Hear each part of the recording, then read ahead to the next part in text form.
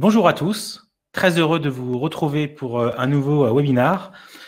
L'occasion pour nous ce matin, avec nos invités, d'échanger sur les enjeux durables qui vont être prédominants dans le contexte de cette après-Covid. Alors, le sujet est clé.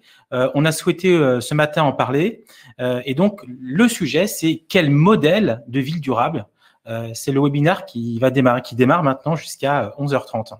Alors, la ville durable, clairement, c'est un vrai sujet parce que d'ici 2050, 5,7 milliards de personnes vivront dans un contexte urbain.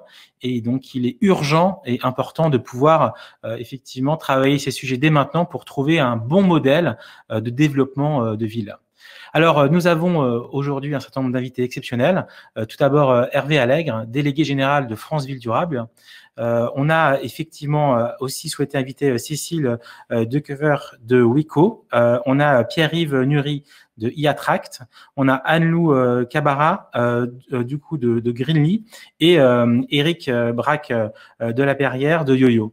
Alors, pour démarrer, comme à chaque fois, on prépare quelques insights, quelques tendances qu'on a pu observer et que je vais vous partager rapidement.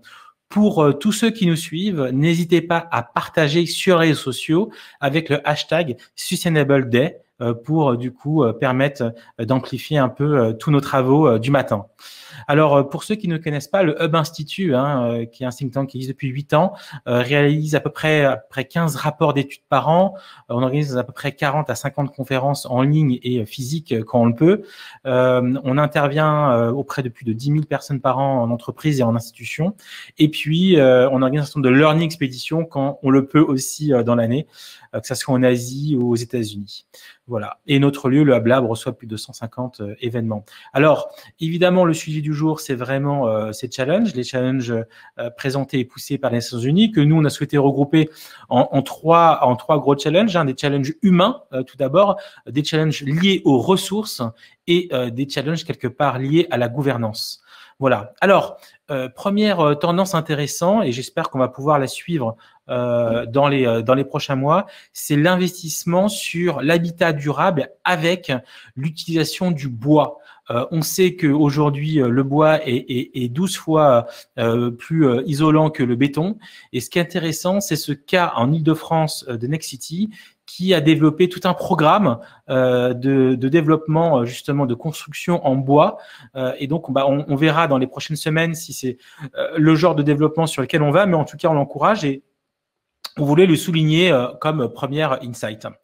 En deuxième insight, ce qui est assez intéressant, c'est la valorisation des produits de seconde main. Alors, on a tous connu ces petites boutiques qui proposent des produits de seconde main, mais là, c'est un cas en Suède avec un centre commercial dédié uniquement justement à cette filière pour valoriser justement ces biens et permettre du coup de augmenter le taux de rotation de ces produits.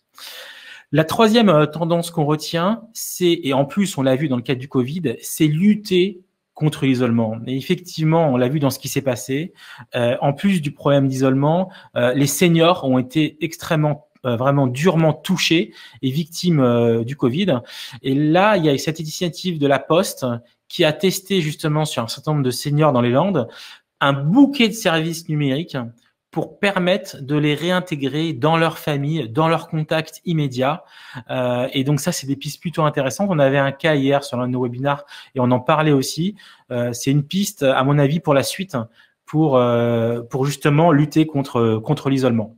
Alors, un autre cas qu'on a souhaité aussi souligner et pousser, c'est le cas de l'entreprise BIM qui, en gros, propose une plateforme de financement participatif pour soutenir justement les sans-abri par le biais justement de la formation et pour les aider derrière à avoir un emploi stable. Donc, on le voit, il y a de plus en plus de plateformes d'entraide qui se montent sur Internet, dont celle-là, et c'était plutôt intéressant, je trouve, à pousser. Alors, initiative aussi originale, donc l'Enali, qui est une plateforme, un réseau social qui est là aussi conçu pour aider justement, pour intégrer un maximum de personnes. Et sa spécificité, c'est le traitement complètement vocal. Donc, ce sont des conversations et ça permet justement, en plus, ils permettent de comprendre un certain nombre de langues africaines et donc, ça a un succès assez intéressant. Et donc, on a voulu aussi le souligner comme quoi. Alors, après, et ça, c'est une initiative en Wallonie, en Belgique, qui, du coup, a indexé les impôts, en fait, locaux, au nombre de déchets produits par foyer.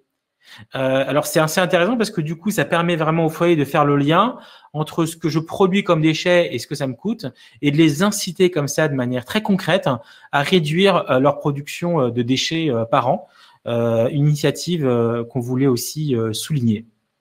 Alors, là, nous sommes à Nantes et Nantes a mis en place un plan sur plusieurs années avec un objectif jusqu'en 2030 pour encourager la filière et le circuit court.